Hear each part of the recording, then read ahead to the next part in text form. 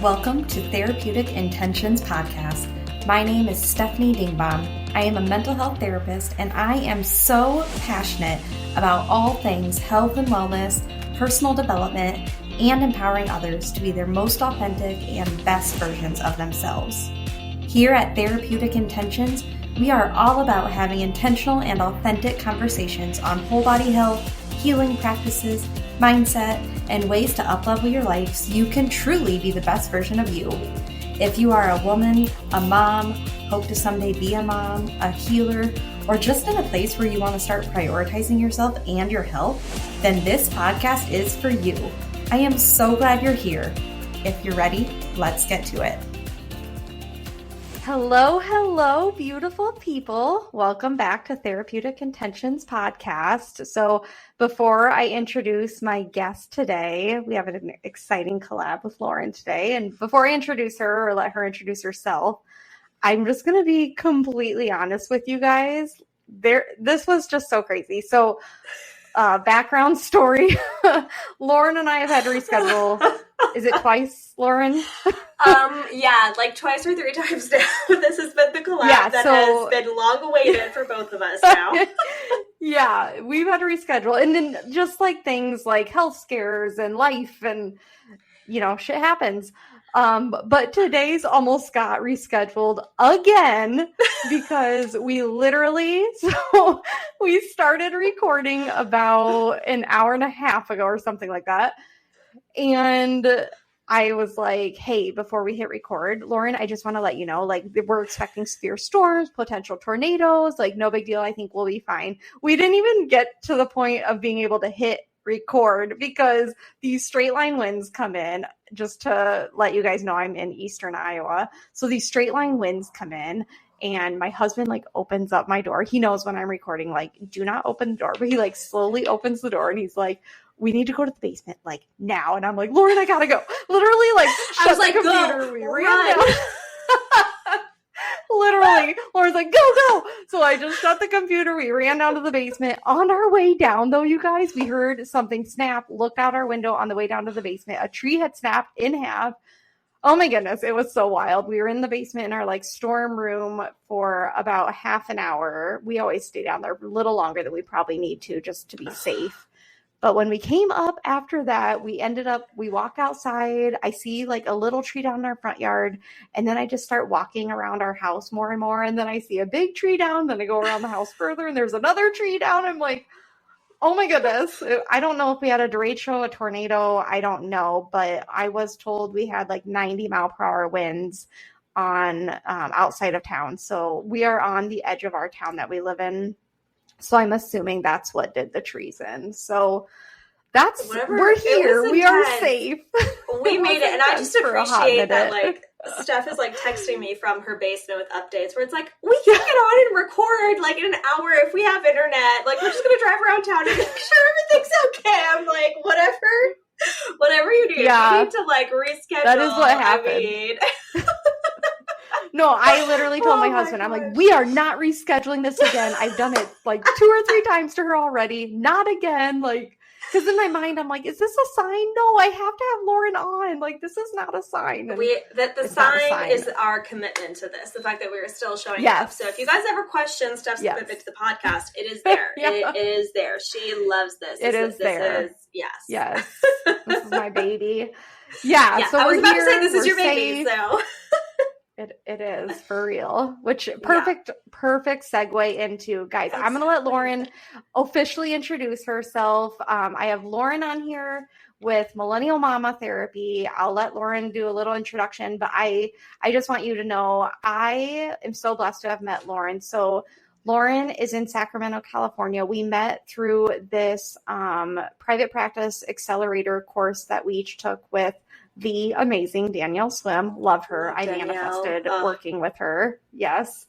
So we met through that course and we just kept in touch afterwards. And I think it's safe to say we're biz besties. We support each other in our businesses. 100%. Whenever I have a win on the business front or something like that, you're the first person that I text because I always know I'm going to get the most amazing, supportive feedback from you. Even and especially when things are not going well, when I hit like, a bad day or something, you're also the first one that I want to text, because you're the first one to come in with like, well, here's how we're going to have a positive mindset around this. Here's how we're going to move forward. And yeah, it's the best. That's one of the best things that came out of the Accelerator. Yep. Absolutely. I totally agree. And sometimes at the end of the day, like, you just need to talk to somebody who is also running a mental health therapy private practice. You just need somebody who totally gets what you're going through. Yeah. So 100%. Lauren, why don't you introduce yourself? Absolutely. Okay. Well, my name is Lauren Pulis. My husband had to teach me how to say his last name when we were dating, because I had no idea. So he said it's like Pulis, like a church pew and a little girl named Liz, and smash them together.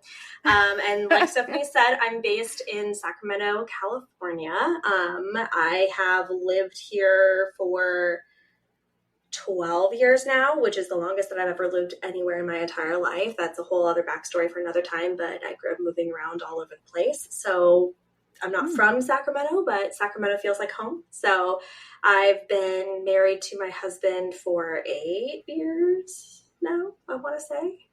8 years? Wow. 2016? What year is it? Yeah, 8 years now. Okay. That's crazy.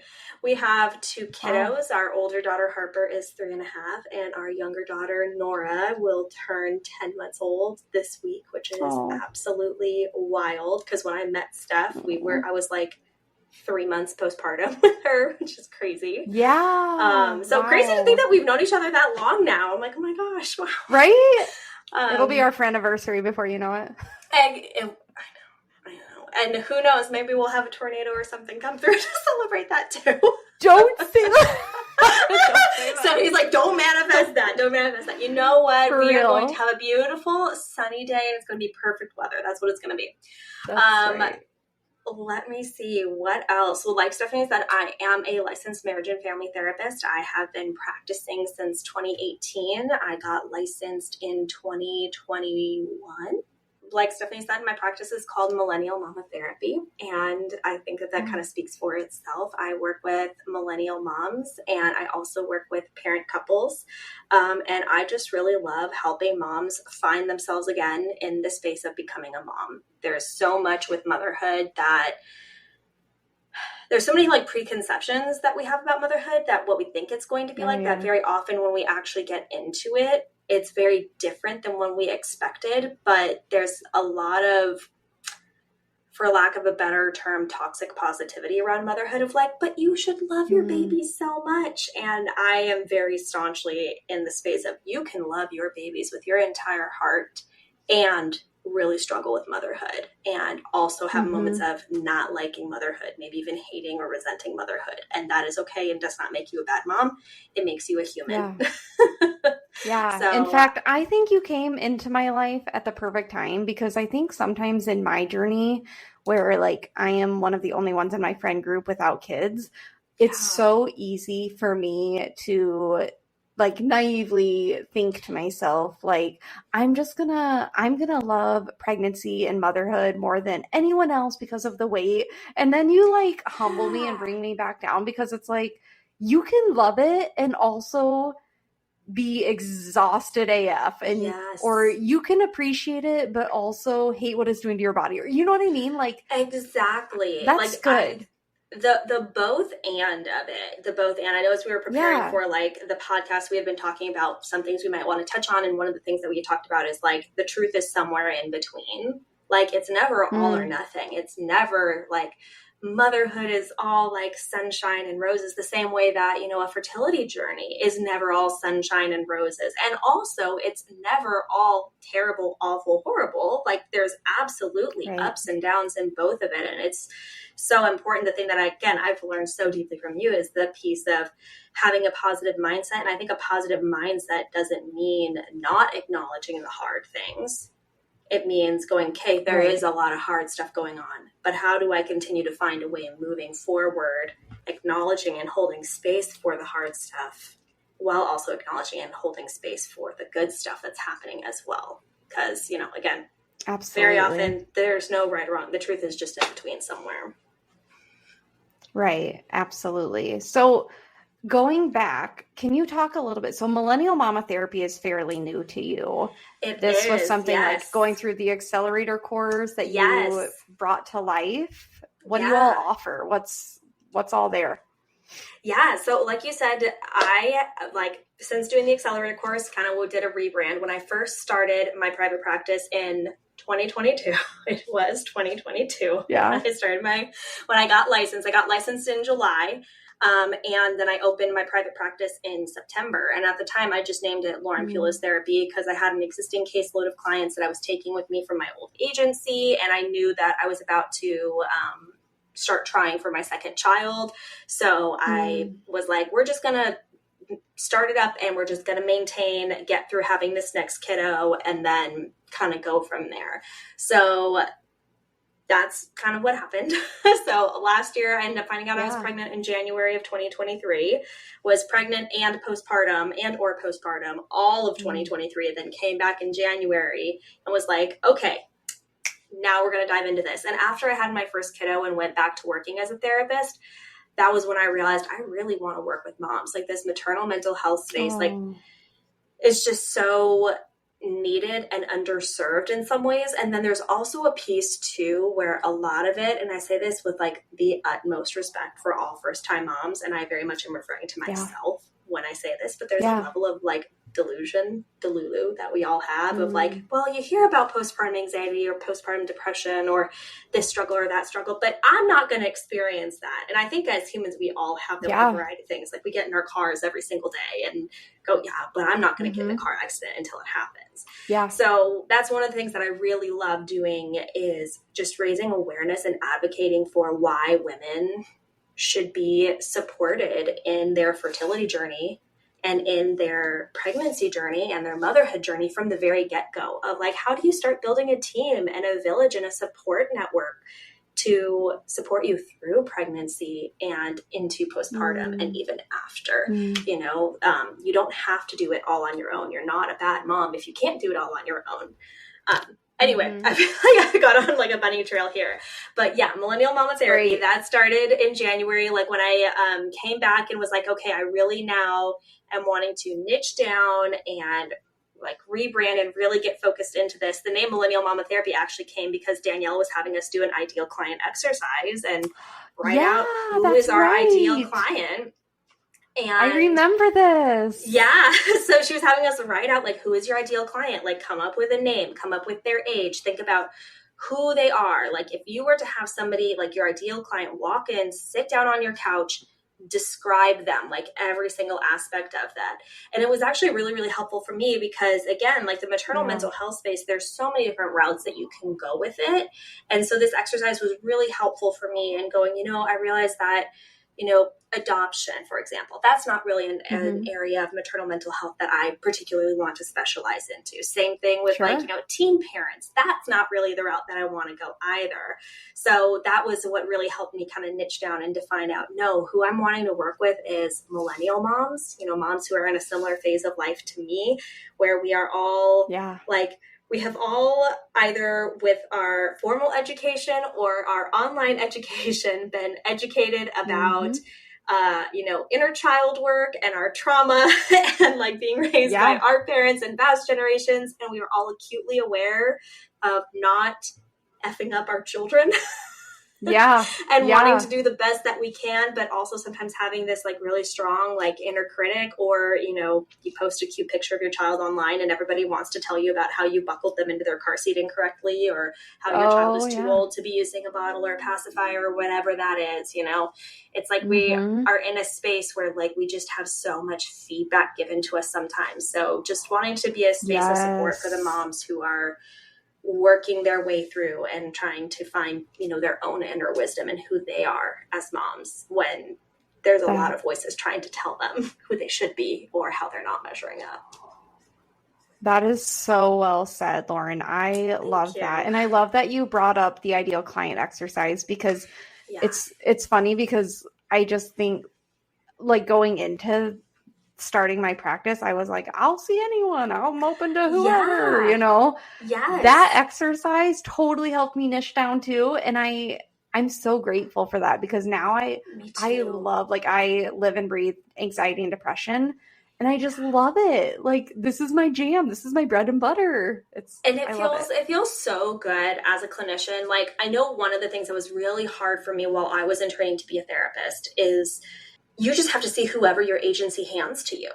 And I definitely had situations where a client would come across my caseload and I was like, I'm not qualified to see this person or work with this person. Like, I can remember being in the middle of the pandemic and working with like a minor who had severe OCD and like going, how on earth am I supposed to target severe OCD in a minor in a 50-minute outpatient telehealth setting? And for those of you who are maybe unfamiliar with the treatment of OCD, you really have to be working with that person's environment and how are maybe family members or people around them reinforcing the OCD and things like that. And I was like, I feel so unqualified. I feel like an absolute fraud. And also you're in that position of like, well, my supervisor told me I have to work with them, so I guess I have to work with them. Yeah. So it's really great and empowering doing that, like, ideal client exercise and like getting to write down who are you excited to work with? And then from there, it's just been so much fun to just feel like that was like the thing that really unlocked the door for me to go, okay, like now all of a sudden I can kind of imagine what my branding might look like or my logo. And it felt like, I don't know, that was when I really felt like I started getting to bring pieces of myself to my practice. And I just love that. It feels good. It feels like I get to show up to work each day, like feeling confident that these are the people that I want to serve. And I know that I'm capable of actually serving them and helping to support them where they're at, versus I've had so many therapy sessions in the past where it's like, okay, well, hope to dear God that they get something good out of this, because I'm not sure what I'm doing, which, you know, it's not fun to feel as a therapist. And, you know, for those of you who are clients listening out there, I'm sure that doesn't feel really reassuring for you guys either. No, exactly. I agree. And from the outside looking in, you guys, it truly, like, it's been really fun to watch Lauren birth this business, and it's so cool because it's like her authentic self is being put into her business, and it's just so beautiful. Like, it's aligned. It's like so good for your soul. And that's what I experienced. So it's so fun watching you experience it, because I'm like, we're doing this. Like, we're making, like, our dreams are coming to life. It really does feel that way. And it feels really great. Like, you talk about being in alignment. And I think that's what just feels so good, is being in alignment with, okay, this is a business that I want to create. I'm getting to bring pieces of me into this business. This feels good. This feels like me, versus like, I don't know if you experience this stuff, but I had professors in grad school who were like, there is like one way to be a therapist, and a therapist looks like Sigmund Freud or whoever and stuff like that. And so I don't know, it's been a really, really cool thing, especially over the last 6 to 7 months, but then over the last 2-ish years since I became licensed, to really figure out, like, who am I as a therapist versus who do I feel like I have to be because this is what my supervisor says I should be doing or what grad school said. It's kind of like there's a lot of like unlearning after grad school as you really get into it and dive into the business aspects of it. So it's been a lot of fun getting it figured out. So and earlier you had asked about things that I offer, and I totally went down like a different rabbit hole, but it's fine. I love it all.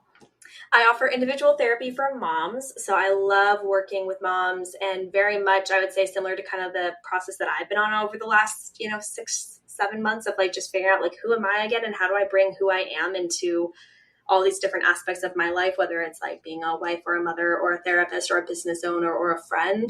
I love doing that kind of work with moms. I also love working with moms in terms of processing, birth trauma, experiences during pregnancy and things like that, experiences postpartum. I love connecting people with resources that they need. So one of the big things that I was doing earlier this year when I didn't have very many clients on my caseload was networking with other providers in my area.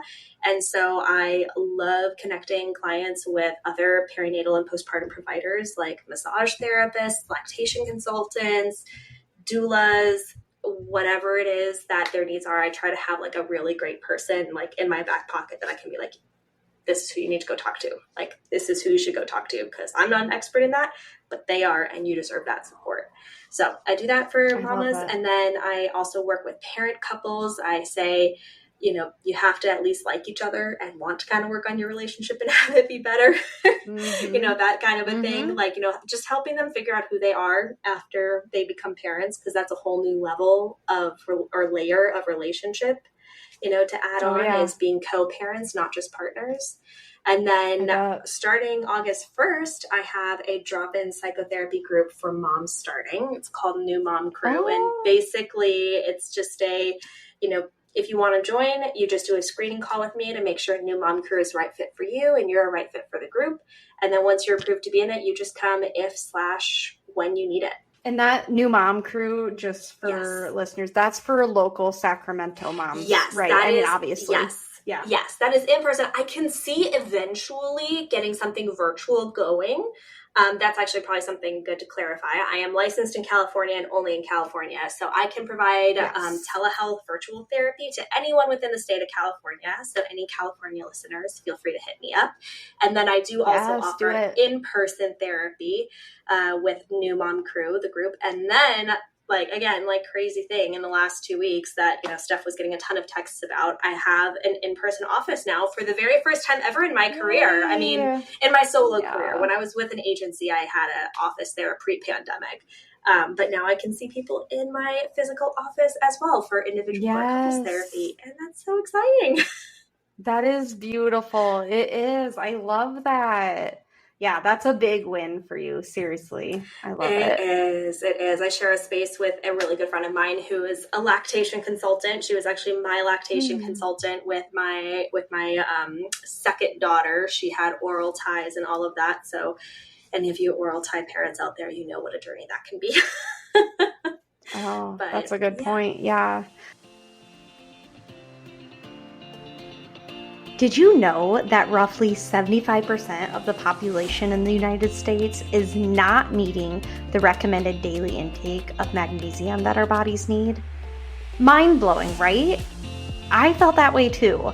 I had no idea just how important magnesium was for our bodies and our mental health until I delved into the world of integrative health as a result of my fertility journey. 2 years into our fertility journey, I connected with an integrative health practitioner who completely opened my eyes, you guys. Through a bunch of at-home lab work, I actually found out I was deficient in magnesium, which not a big surprise now looking back. On top of taking an organic magnesium supplement, my practitioner actually had highly recommended I use topical magnesium. She specifically recommended Good Night Lotion from Earthly Wellness. I had used a few of Earthly's products before this, and I loved the company and what it stood for. So honestly, I had no doubt in my mind that this product would be a good addition to my daily routine. At this point in the fertility journey, honestly, I was just willing to try anything to help. When the lotion arrived, I made it a part of my nightly routine to put it on my arms, my stomach, and legs every single night before going to bed. The first night I used it, you guys, I noticed a huge difference in how I slept that night. It was amazing. I fell asleep faster than normal. I stayed asleep longer. In general, there was less interrupted sleep patterns from night to night. It was truly incredible, the difference that this lotion made on me. Don't just take my word for it. Listen to these testimonies of other individuals who have seen success from using Earthly's Good Night Lotion. One testimony says, I use Earthly's Good Night Lotion almost every night and I absolutely love it. Another says, I have always used magnesium to help me fall asleep. So when I first used the Good Night Lotion, I fell in love.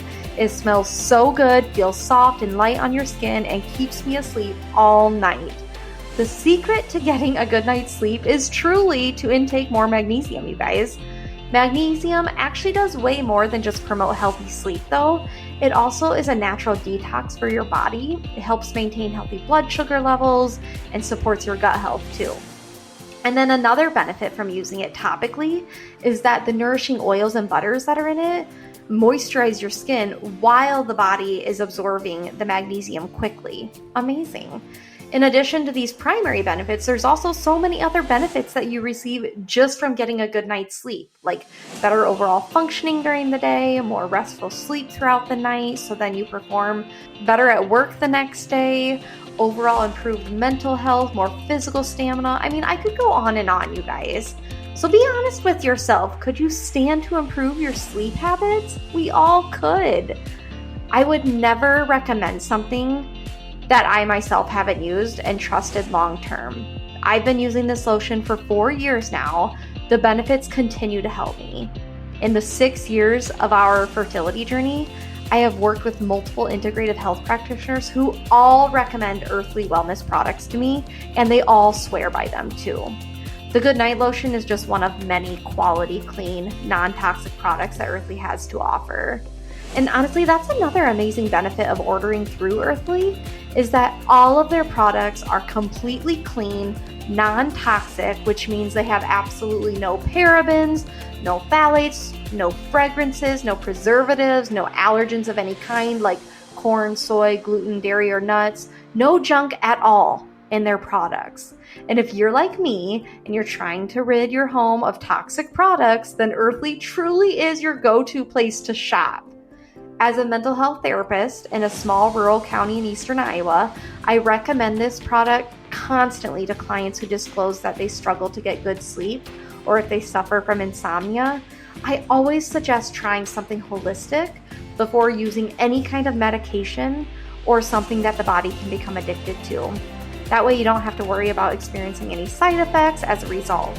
Another great thing about this product, you guys, and why I suggest it to clients left and right, is that it can be used on adults and kids alike. That's an added bonus for sure. If any of what I shared resonates with you and you want to purchase this product or any other Earthly wellness products, check them out through my affiliate marketing link, which I'll link in the show notes of today's episode. Also, for a limited time, if you're a first-time user of Earthly products, you can get a discount using code CHOOSENATURAL. That'll give you a 10% discount off your first order. Again, if you didn't hear it the first time, use code CHOOSENATURAL, that's in all caps, and you'll get that 10% discount on your order. If you're a returning customer of Earthly's and would also like a discount, for a limited time only, I'm offering the code COMEBACK to get 10% off your order as well. Again, the code is in all caps, COMEBACK, COMEBACK. Improve your sleep today, feel better mentally, physically, emotionally. Seriously consider making Earthly Wellness a part of your health journey today, you guys. You will not regret it. All links will be in my show notes for today's episode if you're interested.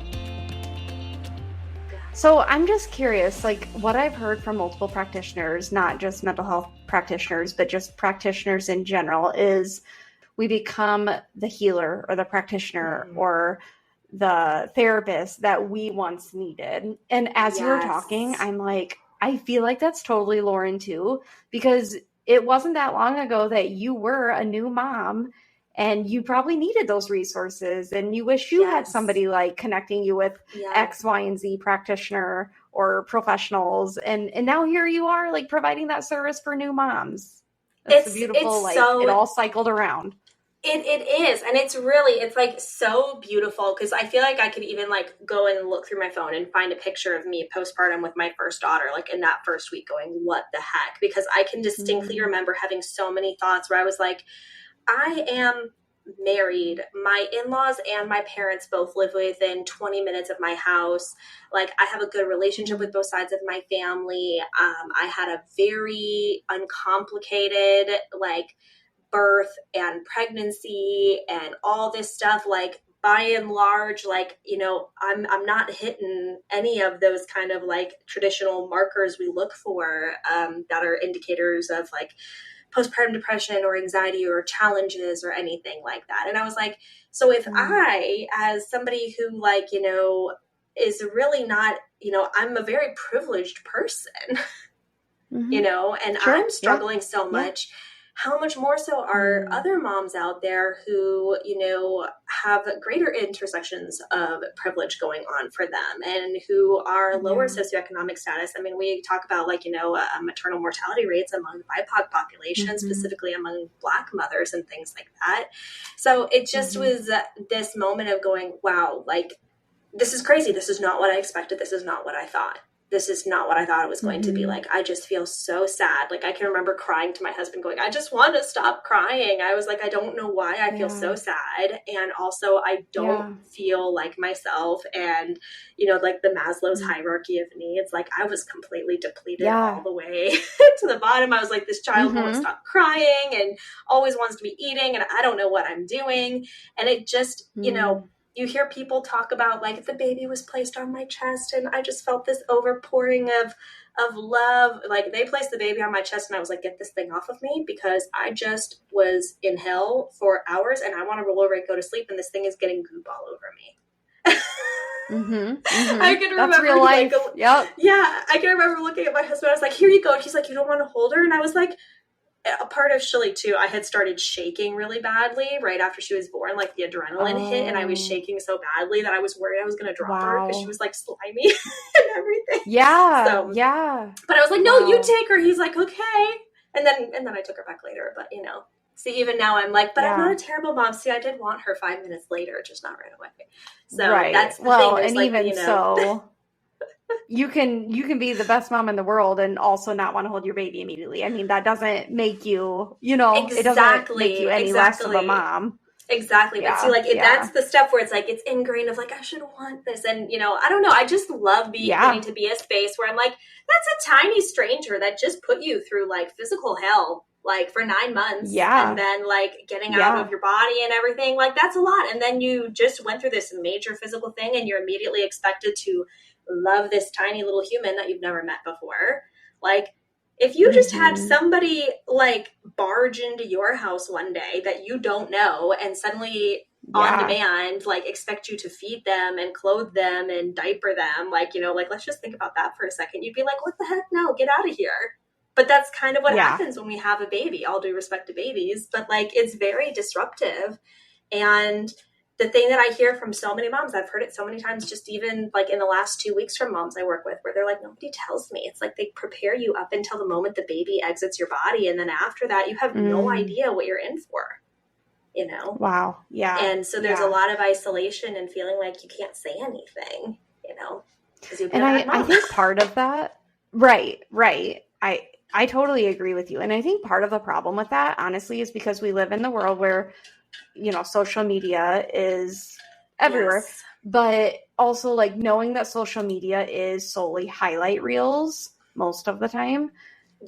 I feel like that's what's created this, this tendency for people to think like I have to be the perfect mom or I have to do things perfectly. And I mean, there's so many things we could debunk around that, I feel like, but I mean, don't you agree? 100%. And that's something that I hear from a lot of moms is like just the impact of social media, because like you'll see, you know, there's a lot of expectations and values that people end up developing around having a child, you know, even things that like we never thought would be a big deal to us, but it does become a big deal where it's like, okay, I, you know, would like to labor at home and then go to the hospital and, you know, be there for a while. And, you know, I'd like to use the birthing tub and, you know, I want, you know, my spouse to be there and things like that. Well, those are all wonderful and those are not bad things at all. But very rarely does birth ever go the way that we plan it. And it's hard because like, I don't know, you see so many like beautiful things on social media where it's like, oh yes, I labored at home and then I birthed my child and I caught them in the tub in the middle of my living room. And I in no way mean that in a derogatory way towards any mamas who have a home birth. Like, kudos to you guys, more power to you guys.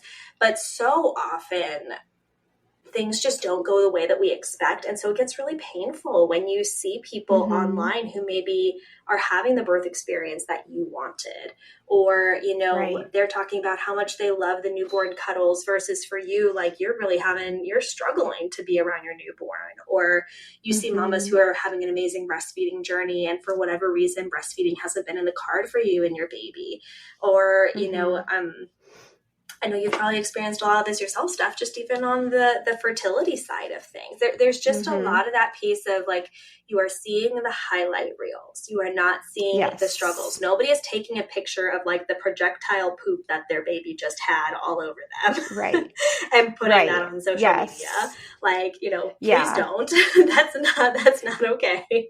But, you know, that's what it is, you know. But then like our phones are with us always. There's so much like downtime in that early parenthood space where it's like, you don't know when your baby's going to wake up. There's like not really enough time to get into like reading a book or watching a show. So like, what do? We end up scrolling our phones, and, you know, we either end up scrolling social media or we end up doom scrolling on Google and things like that. So, and I don't mean at all to say that those things are bad, because that also drives me crazy when people are like, well, don't Google it, turn Google off. And I think there's a time and space for that, or like get rid of social media altogether. And I'm like, well, I actually learned a lot on social media when I became a mom. It was really helpful. There was a lot of great resources that I even refer my clients to.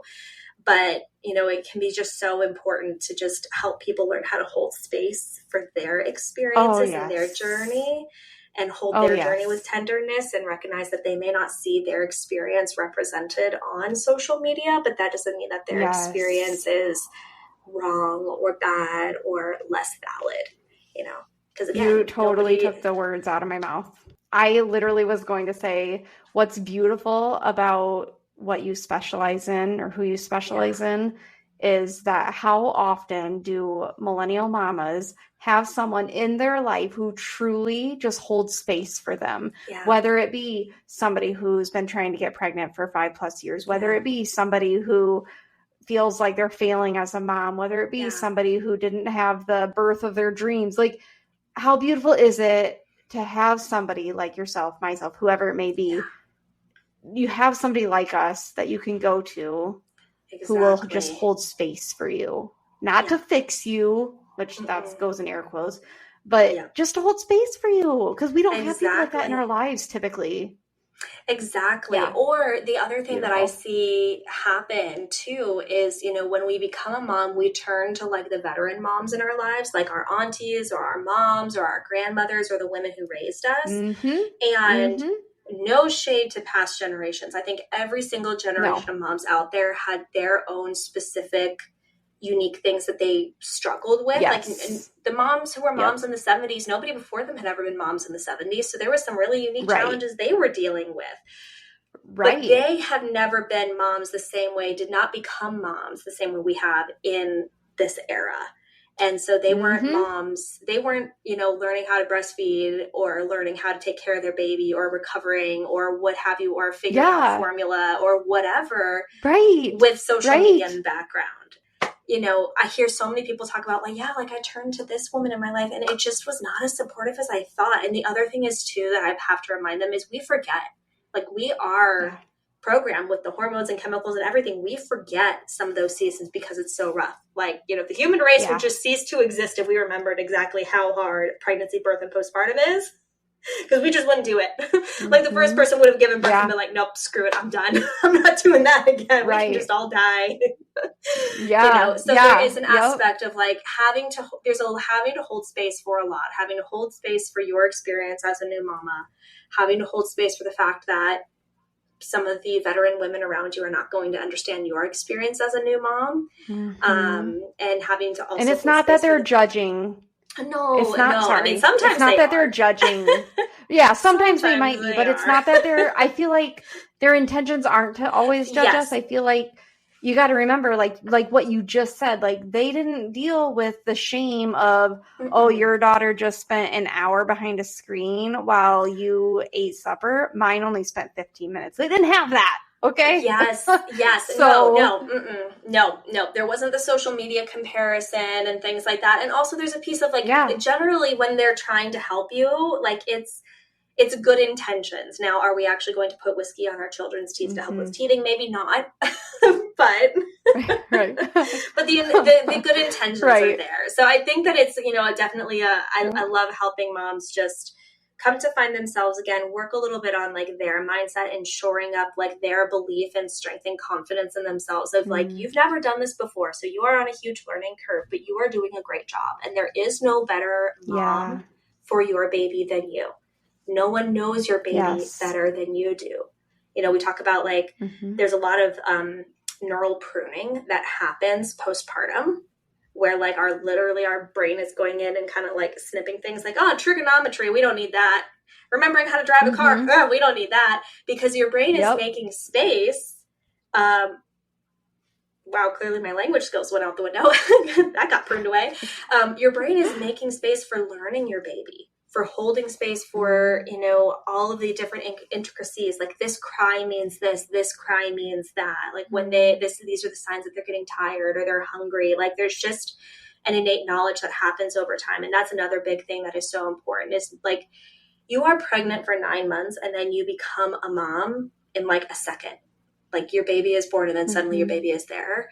And you do not become a mother like fully into that identity like in a second. It takes time to grow in that. There's so much of motherhood. Like, yes, there's some intuition, but honestly, I think most of it's learned.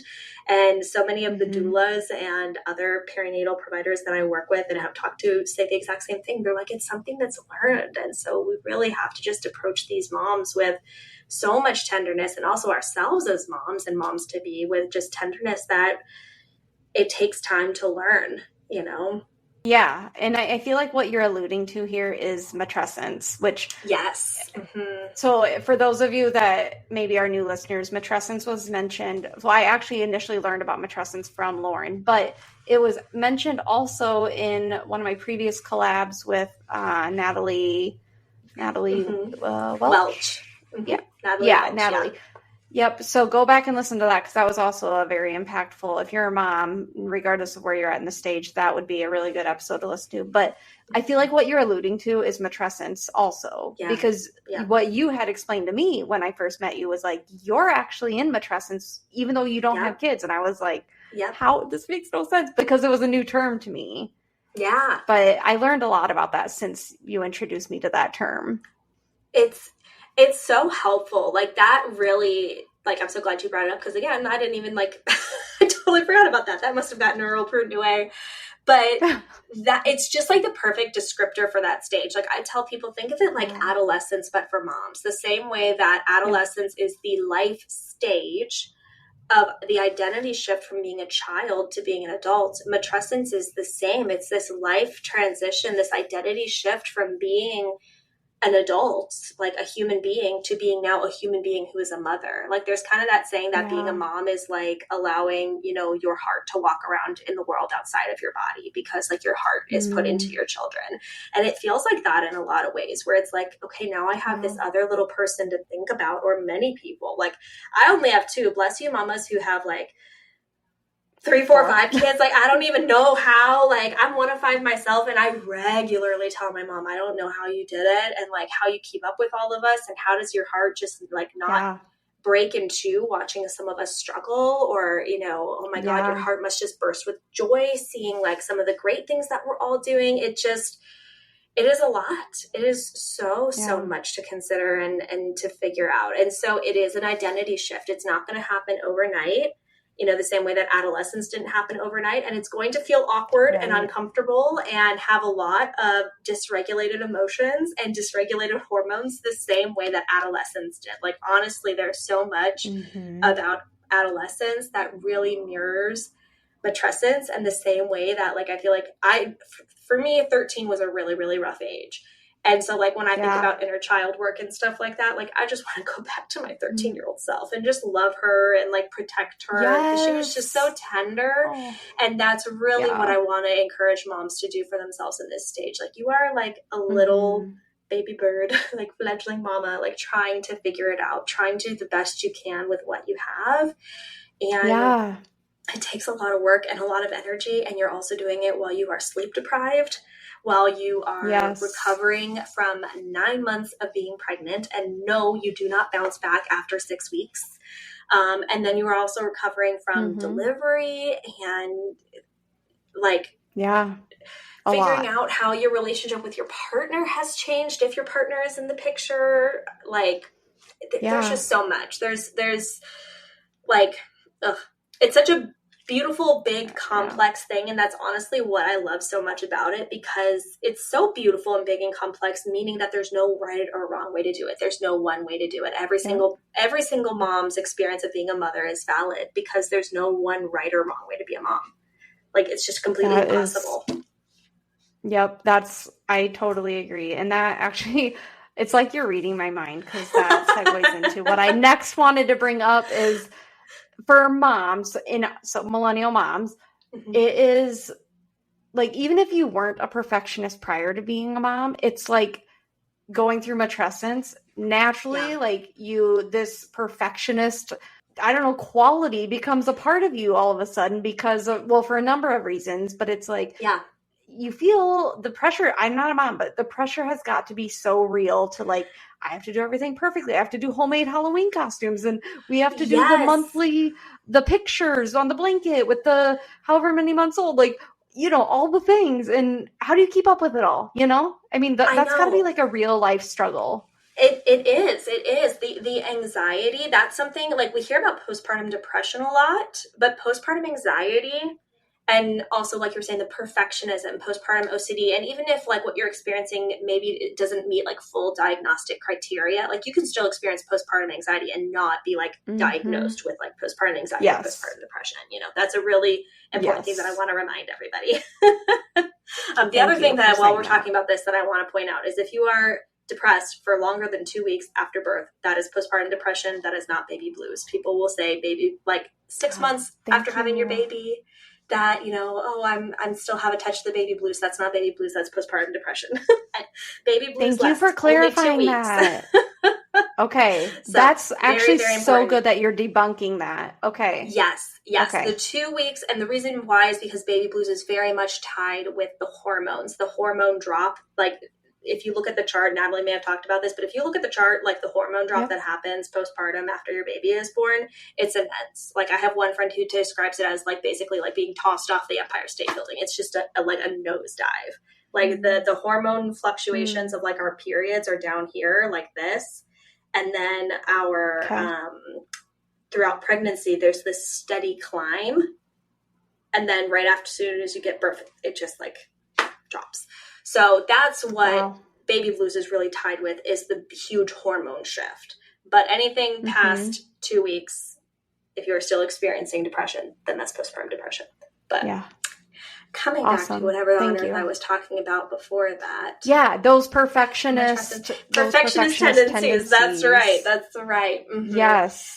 And some of it is so hard because there is a piece of, you are caring for a little human who is vulnerable, and particularly in situations where maybe there was birth trauma. Maybe it was a complex pregnancy. Maybe you have a child who is, medically delicate for some reason. It makes sense why those things sneak in, when it's like, you have to make sure that bottles and pump parts and things are sanitized properly, because they come out and they have no immune system. And so it's really hard, because it's kind of like this perfect breeding ground for that anxiety to start. And the other thing that I tell a lot of moms too is, it's like, the hard thing with anxiety is we can't always say, okay, but that's not going to happen. Like, there's such a thing as like SIDS, sudden infant death syndrome. We can't say, no, that's not going to happen, because it does happen. Yeah. Or we can't say, oh, your baby isn't going to like catch a cold. Like mine did. My second one, like her big sister brought home the common cold virus when she was 3 weeks old, and she spiked a crazy high fever, and we had to take her to the emergency room, and she was admitted for 3 days. So we can't say, oh no, that's not going to happen, the same way that maybe we could with other anxieties, where it's like, is an asteroid going to hit Earth? Like, sure, but like, not really. Like, it's very, very low chance of that. But when you're dealing with like birth, postpartum, itty bitty babies, like it's much harder because like some of those things are real. You're dealing with I think that's the thing that like, just like a thought struck in my head. It's such a medically complex situation. There's a lot of medical delicateness around pregnancy, birth, postpartum that we sometimes don't even think about. It's like such a normalized part of like what a woman or somebody with a uterus and female reproductive system should do, that it's like expected that we kind of as a society have forgotten how big of a to-do it is. You know? Yeah. Well, and then you mix in hormones with that. And like what I've learned through all of my integrative practitioners, like with hormones and everyone's hormones are so different. You can't compare one to the other. And so then on top of the medical confusion, you mix the hormones and how they impact you mentally and emotionally and spiritually. Like, I mean, it's a hot mess. It's a lot. It is a hot mess. It is a hot mess. And so then it's hard because moms feel like I should have it together. And it's like, no, you should be a hot mess. It's okay to be a hot mess. Okay. It is absolutely okay to be a hot mess. And that's exactly who I want showing up in my therapy space. Like, come on in here, come be a hot mess. Mom bun. Like I tell people that they can bring their babies to sessions with me. My one kind of guideline on that is if your baby is mobile, if they're starting to crawl and walk and things like that, then it's probably time for them to graduate, just because at that point they start to become a bit of a distraction. But you know, if you have an itty bitty, like a newborn, like bring them in. Like this is a safe space for that. You know, you and your baby are really inseparable. I've had a few moms. So. I totally agree. I've had a few moms do that, and I love it. I think it's great, and I think they should be allowed to do that. I mean, honestly, absolutely. I also feel with those same moms that I have on my caseload, I feel like I am constantly telling them, practice giving yourself grace. Practice giving yourself permission slips for being good enough versus perfect. You know, like, I feel like I say those things all the time. You can probably relate. All the time, 100%. Like that's one of my favorite things to remind moms is there's it's Donald Winnicott. He was like a pediatrician and he did a ton of research, and he came up with this idea of like the good enough parent. And basically it's this thing of our kids do not need perfection. They need good enough. If we are trying our hardest and doing the best we can, that's enough. Like, we're not going to be perfect. And honestly, like, I'm a really big fan of Big Little Feelings, and they talk about the power of, as adults and as parents, modeling for our littles not being perfect. And what do we do when we are imperfect? What do we do? Like, they have a whole highlight on their Instagram called, like, you know, what to do when you lose your shit. And I love it. Because like, we are going to lose our shit. And it's really, like, in some ways, it's really unfair to ourselves to expect ourselves never to lose our shit. And honestly, it's kind of unfair to our children because we can't expect them not to lose their shit. But what do we do? How do we make repair? How do we repair when we have, you know, to use Gottman's term, when we have a regrettable incident? How do we repair?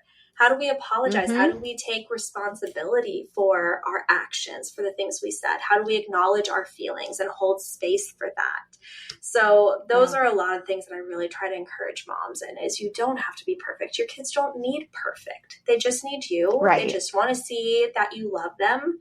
And when you are imperfect, you're giving them permission to also show up and be imperfect. And when you show up willing to make repair and willing to say, yeah, mommy had big feelings, and mommy was grumpy, and mommy was angry, and mommy shouted, you know, and I'm really, really sorry for that.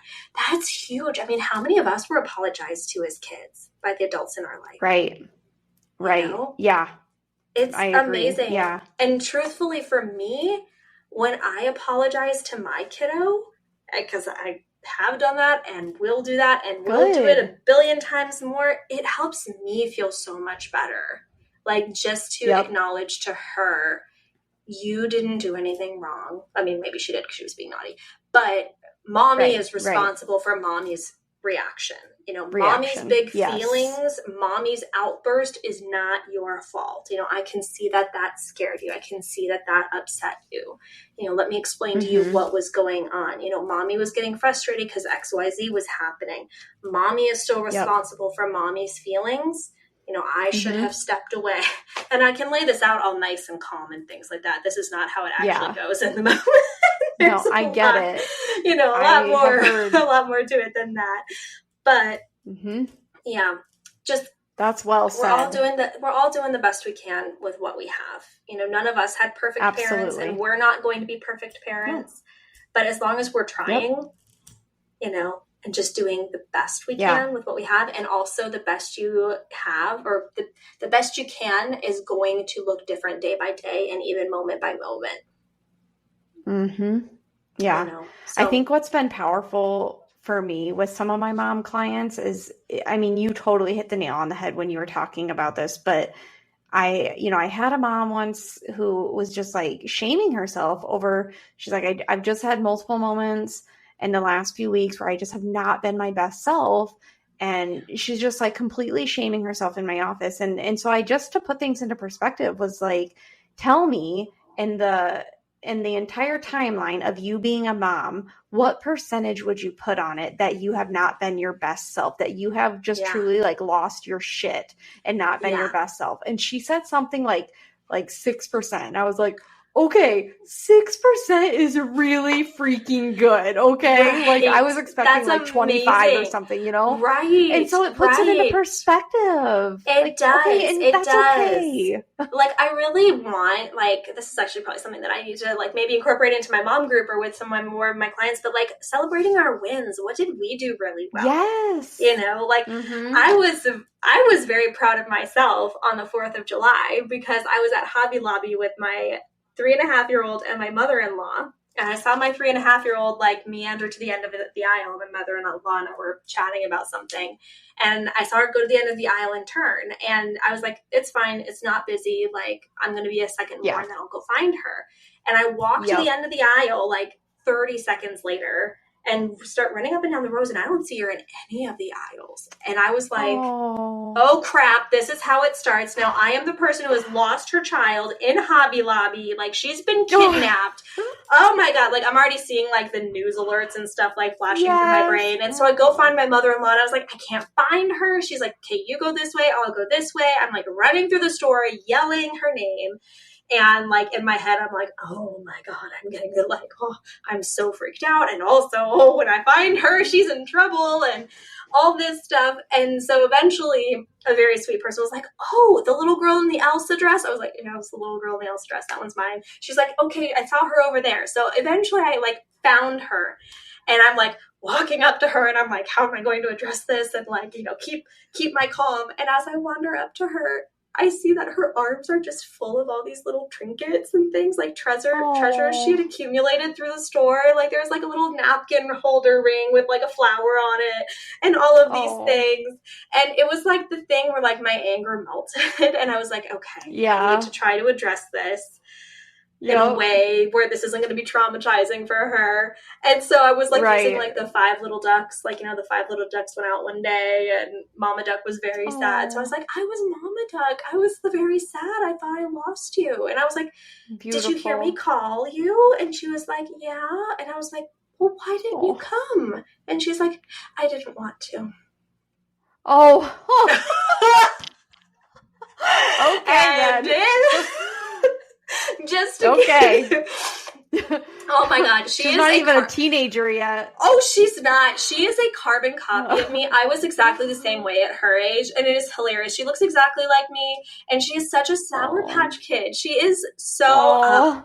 I say all the time, I'm like, I just love her energy.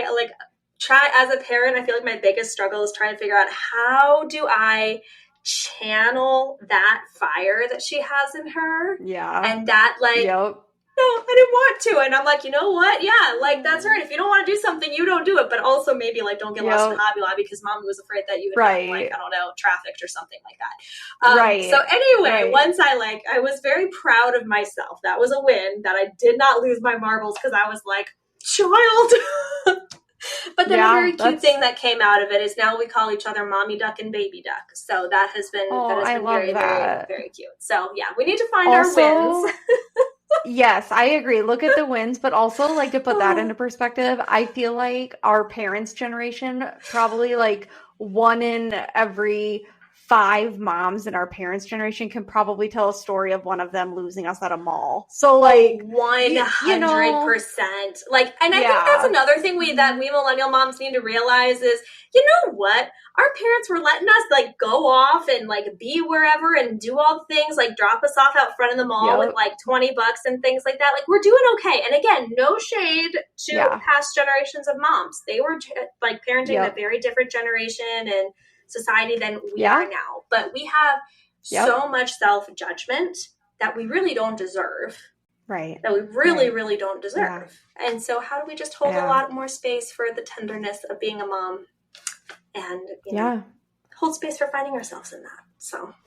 Right. Oh, Lauren, like there is so much more I can talk to you about, and we're like getting close to the end. So there are just no listeners like down the road. There may be like a part 2 with Lauren. Yes, like we'll just have to do there's like a so part much 2. more. Mm-hmm. We'll definitely do another collab in the future, because I think when you get us therapists, you know, you just hit record and you get us in the same room. It's like we can talk about anything under the sun. Oh my gosh, therapy, absolutely, so. Absolutely. We start pulling out our soapboxes and getting up on them and are like, let me tell you everything. Exactly. Yeah. But what I do want for you to mention, because your Millennial Mama Therapy is still new, are there any like upcoming opportunities you want listeners to know about, or upcoming like exciting new adventures for the business or practice or anything you want to share? Well, 2 big things. One, I already mentioned that I have an office. So if you are local in Sacramento, I am specifically in Orangevale, which is in Sacramento County. And then also, like I said, I have New Mom Crew, which is my drop-in psychotherapy process group for moms coming up. So that starts August 1st, and I'll have more information about that on my social media. I have not gotten all the marketing done that I would like, but it's starting that day no matter what, even if nobody shows up. And I'm just going to keep having it every single week until we start building up a group of people coming. If you show up, they will come. Exactly. And I also regularly post on my social media when I'm at different events and things like that. So I have a couple of really great colleagues here locally that I collaborate with for education events and things like that. One of them has been a workshop called Planning for New Parenthood. And so I collaborate with my friend Kelly and my friend Brittany. Kelly is a matrescence educator. And so she knows a lot about the hormones and postpartum and all of that. And then Brittany is an expert on now navigating California maternity leave. So like all of the different things that the state offers for maternity leave and paid leave and job protection. So we do a workshop that highlights the paid family leave, the postpartum and matrescence education, as well as the maternal mental health. So we have a couple of those on the books for the rest of the year. And then I'm trying to think, I think there's a couple of other things. Oh, in October, I'm a part of something called the Capital City Birth Collective, which is a collective of birth workers, perinatal providers in the greater Sacramento area. And so we are going to be hosting a expo of our different members, and it's actually going to be at it wasn't my office at the time, but now it is. It's going to be hosted here at my office. My friend Jessica, who I am rooming with, office buddying with, she offered her space for the event, so that's going to be in October. So if you're local, come check that out. It's called Bump Birth and Beyond. So it's going to be providers who work with you in perinatal and postpartum, basically again raising that awareness of why you need a village when you are pregnant, postpartum, beyond, and also just highlighting the fact that a lot of times we have to, build that village ourselves. The medical model doesn't really build that for us. So it'll be a great time to come out and meet all the different birth workers. So be on the lookout for more information about that. We're still in the planning stages, but. That sounds amazing. Seriously, like these are things that, I don't know, maybe I'll feel the calling when I'm pregnant or a mom, but like these are things we need right here in Eastern Iowa too. This is beautiful to hear that you guys are all like teaming together, making this happen, collaborating. That's awesome. It's awesome. That's so cool. I love it. And it's like you had mentioned earlier, so many of us, like our motivation for being in this work is because we are wanting to be the provider that we wish we had when we were in that space ourselves. So agreed. I love that. Also, sidebar, I may have you connect me with Kelly, because that sounds like that would be another really powerful collab down the road. You and Kelly? Oh my, yes. Okay, I'll get that information from you after, but I definitely am intrigued by the matrescence educator. you and Kelly would love each other. She also races rally cars. Like, she's learning how to race rally. So I know, bizarre. it's crazy. Sorry, this is not relevant to the podcast, but that's cool. That's really cool. Yeah, I wrote her name down. Like, okay, I will touch base with you about that. That's awesome. Yes. That definitely is something. See, that's things like, it's probably common, maybe, I don't know, I'm assuming it's probably common knowledge where you're at, but around here in the rural parts of like the Midwest or the rural parts of the country in general, like, I don't feel like it's as common. No. I had a friend that listened to Natalie's episode. She was like, I had never heard that word before. And I'm like, okay, that makes me feel better. I learned the word matrescence after I became a mom.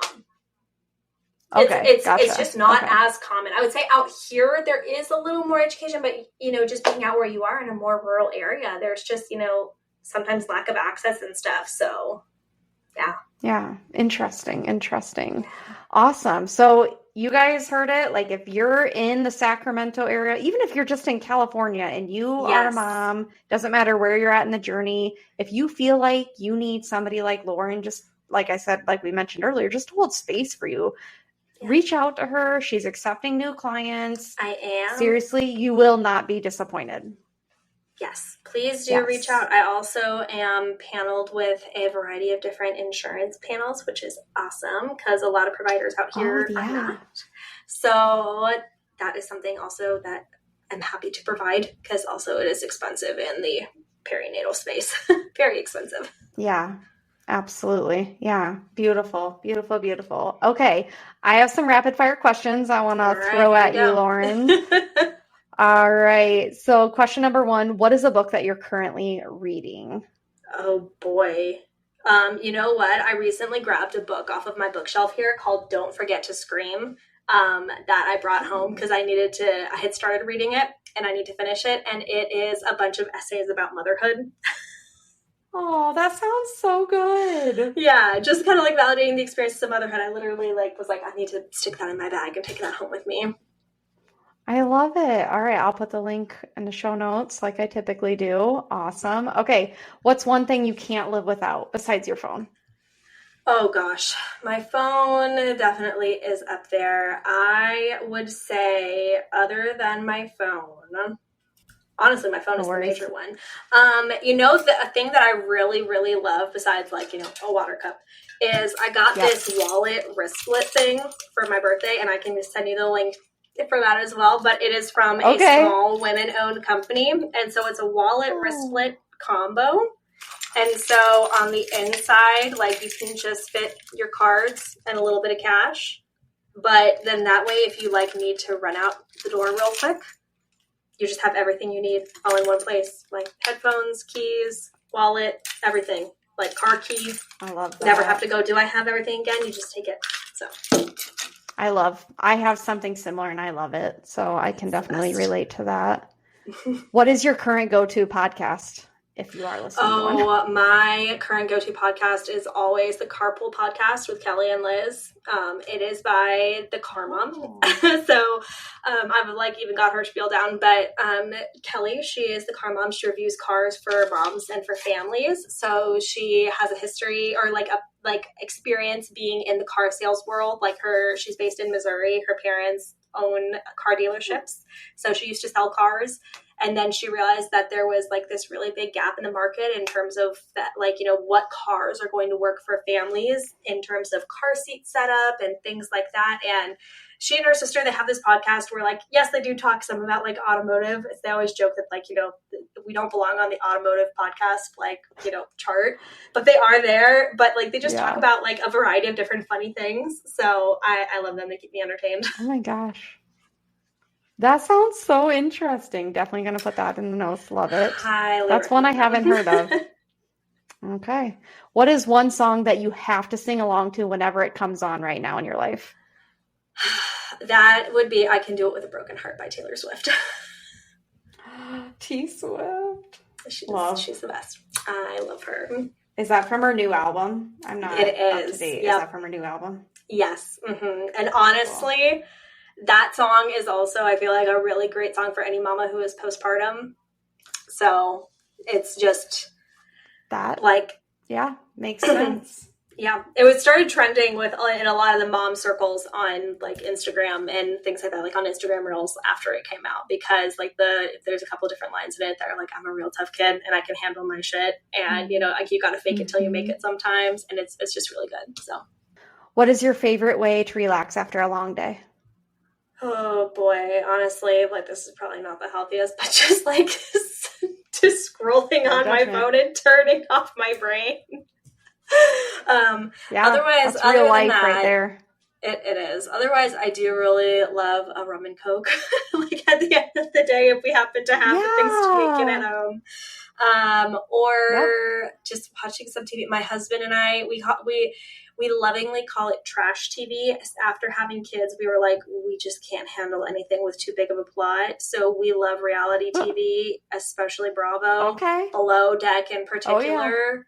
Oh my gosh, we love Below Deck. Okay. It's so good. It's like quality top tier trash TV. And again, trash TV is like a good thing for us. Like we love trash TV. Yep. Oh yeah. I would agree. I'm not there yet, but I would agree. I think that's awesome that you guys do that. That's perfect. Good answers. All right. Well, Lauren, I cannot say thank you enough for one, putting up with all the reschedules, two, holding space for me when I thought there was a tornado coming. Oh my gosh. This is going to be like something that's so memorable. I was like, I hope you're okay. We don't have to record.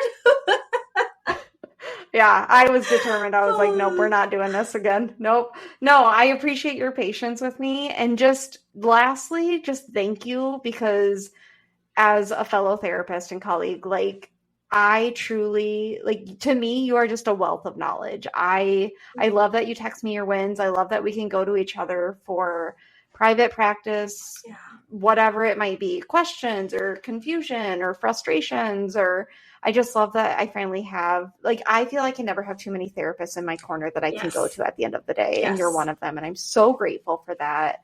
And I just know, like, any current or future moms that may come to you will be so lucky to have you in their corner, because from what I've learned about you, you're just an amazing practitioner. So you guys, I'm giving you like literally my highest recommendation for this woman. If you're in California, seriously reach out to her. She's phenomenal. And I go to her for the moms I have on my caseload, because I just want to make sure I'm giving the absolute best support I can for these moms. And I feel that I can learn from Lauren with that being her specialty. So thank you for sharing your knowledge and being here. Just know, you guys, I will definitely have her on again in the future, because I just feel like there's so much we can dive into and talk about. I feel like we just skimmed the surface today, but there will be a part 2 collab in the future. I have no doubt about it, because we're so used to listening in the therapy room. So when you give us a mic, we're like, oh, you want me to talk? Like, oh man, yes, I've got so much to talk about. I got stories. Let me tell you. Ooh, what else is there we can talk about? I would love that. Thank you so much for having me, Steph. It's knowing you like has been like one of the best things that ever came out of the accelerator for me. So thank you. No, we appreciate you. So, all right, guys, until next time, have a great rest of your week, and I will talk to you all next week. Take care. All right. Bye. Thank you so much for listening to us. It means so much to me. If there were any aha moments or anything that really resonated with you on today's episode, then please take a minute and share it on your social media and tag me so I can personally thank you. Also, if you could, please rate and review the podcast, as it is new, and that really helps to get the word out there more and reach even more listeners. I'll catch you on the next episode.